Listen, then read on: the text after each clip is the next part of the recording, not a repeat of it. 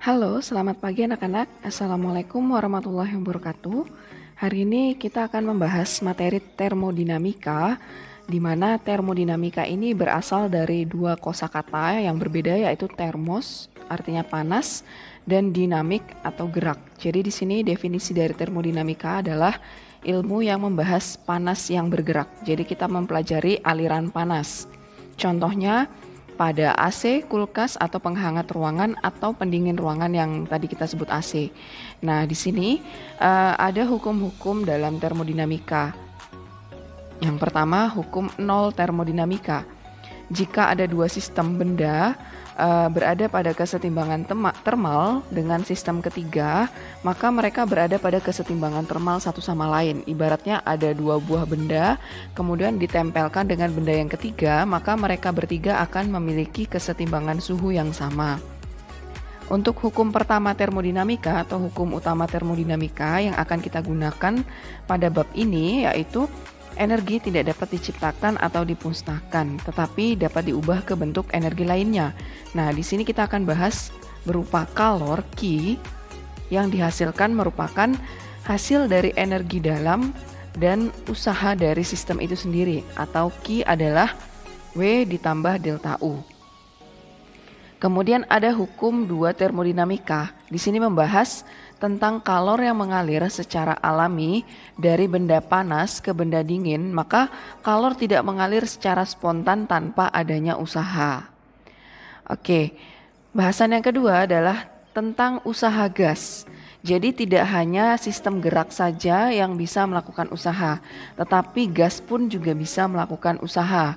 Contohnya ini ada sebuah tabung. Kemudian di dalam tabung ini ada partikel-partikel gas. Nah, di depan partikel gas ini ada piston atau pompa. Biasanya di dalam kendaraan motor itu di sini fluida, kemudian ada piston yang bisa digerakkan ke kanan kiri. Nah, sebelum piston ini digerakkan, posisi seperti ini ada ketinggian H1, yaitu ditinjau dari dasar tabung hingga ke permukaan piston. Kemudian saat piston itu dimundurkan atau ditarik ke kanan, maka akan terjadi pertambahan ketinggian, yaitu sebesar delta H. Nah, sehingga nilainya menjadi H akhir atau H2. Nah, saat dipanaskan, piston ini kan akan bergeser. Jadi gasnya akan memuai, maka menimbulkan adanya pertambahan delta H.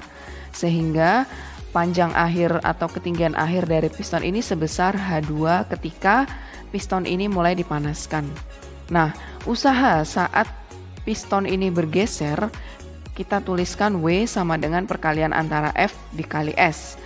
Perkalian antara gaya sama perpindahan.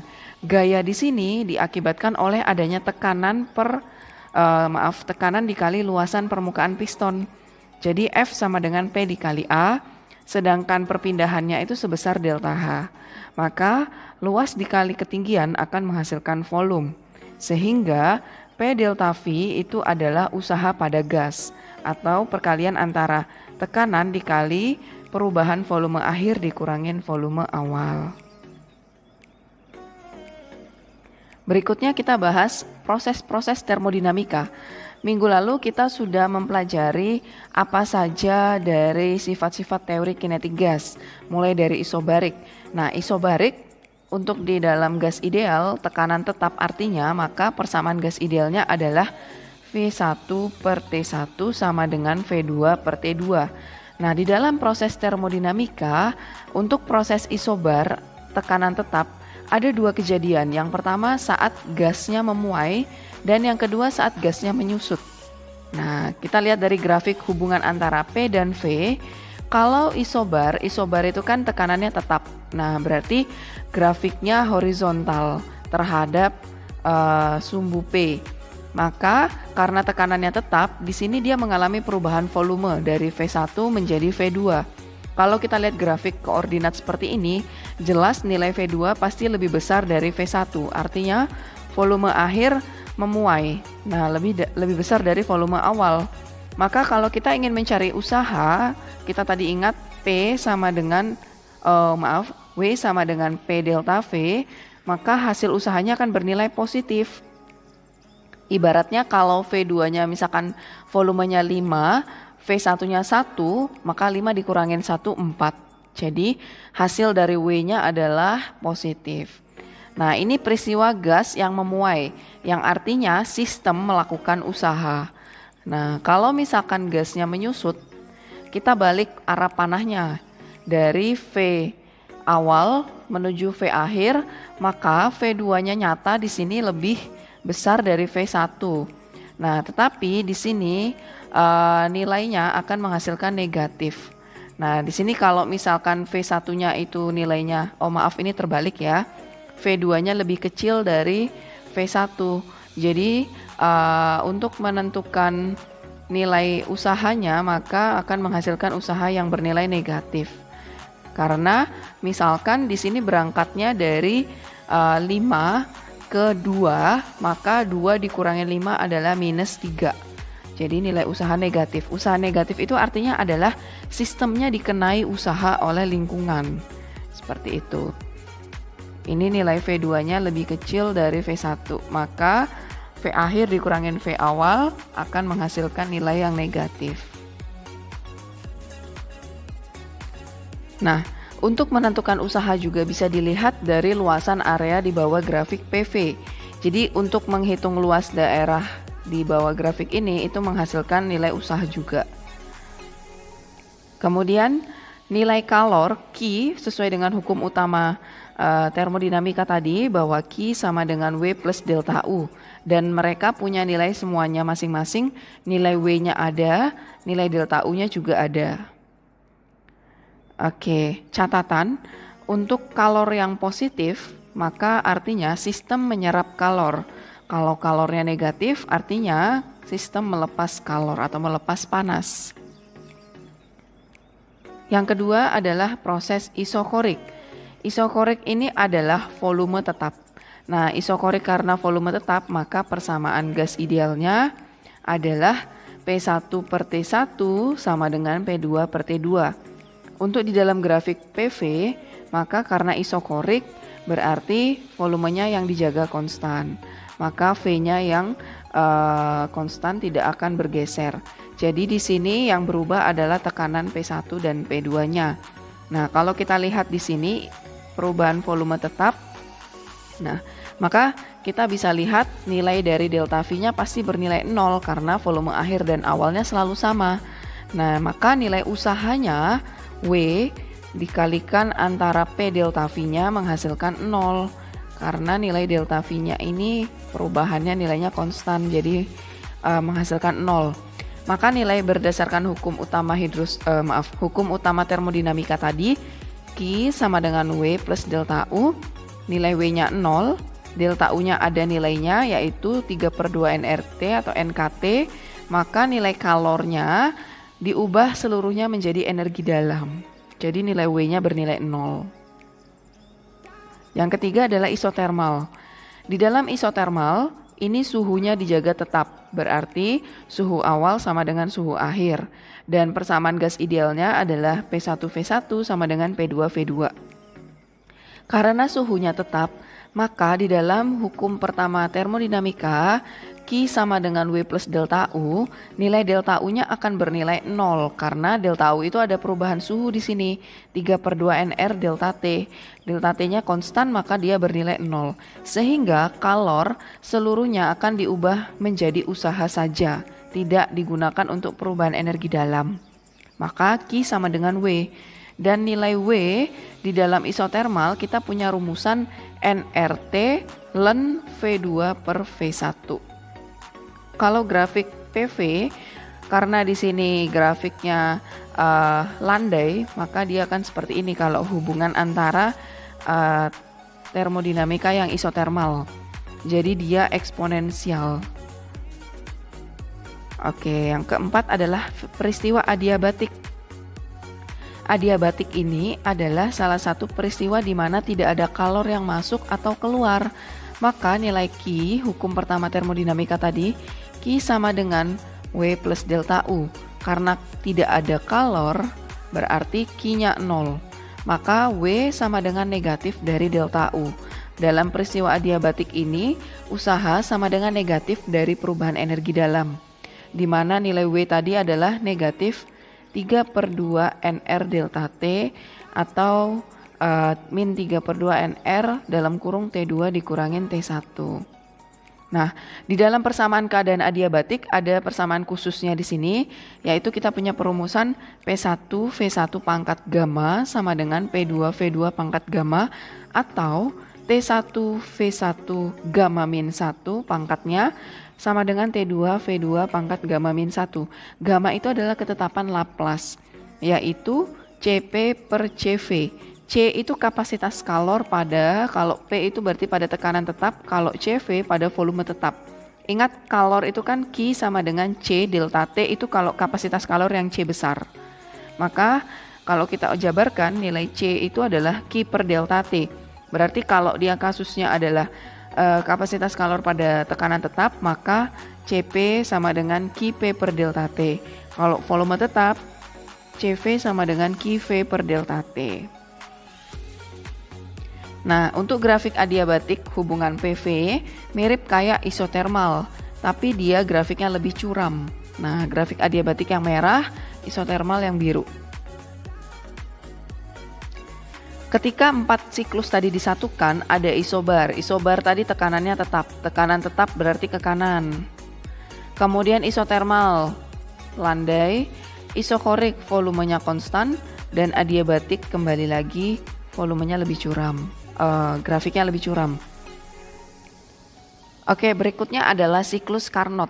Siklus Carnot ini merupakan suatu proses sistem gas kembali ke keadaan awal. Nah, di mana dia mengubah suhu tinggi ke suhu yang rendah. Contohnya kayak mesin pendingin atau kulkas. Nah, jadi dari suhu yang tinggi, kemudian dia bisa menghembuskan suhu yang rendah. Nah, mesin tersebut juga memerlukan usaha. Nah, dalam satu siklus ini ada 4 langkah, yaitu 2 proses isotermal. Dari proses A ke B itu isotermal, B ke C adiabatik, C ke D isotermal, D ke A adiabatik lagi. Jadi awalnya mesin ini menyerap kalor Q1 pada suhu tinggi, kemudian diolah menghasilkan usaha di dalam mesinnya dan menghasilkan kalor lepas Q2 pada suhu yang rendah. Maka keluarannya ini adalah suhu yang rendah atau dingin. Nah, jadi kalau A ke B tadi isotermal, dia menyerap kalor pada suhu tinggi T1. Adiabatik di sini peristiwa pemuaian delta Q sama dengan 0. Kemudian isotermal melepas kalor dari Q2 pada suhu rendah, dan D ke A kembali adalah proses adiabatik, dia menyusut delta Q sama dengan 0. Oke, berikutnya ilustrasi mesin Carnot seperti ini. Jadi di sini ada 2 buah area, yaitu area yang suhu tinggi sama suhu rendah, dan di antara area tersebut ada usahanya. Jadi di sini ada kalor Q1 yang diserap pada suhu tinggi, kemudian dia dilepaskan menghasilkan kalor lepas Q2 pada suhu yang rendah, dan sistem ini melakukan usaha. Kemudian efisiensi mesin Carnot. Nah, untuk efisiensi mesin Carnot ini artinya daya kerjanya. Jadi efisiensi sama dengan usaha dibagi kalor serapnya dikali 100%. Nah, nilai dari usaha itu adalah Q1 dikurangin Q2. Maka kita bisa tuliskan efisiensi adalah Q1 min Q2 per Q1 atau 1 min Q2 per Q1 dikali 100%.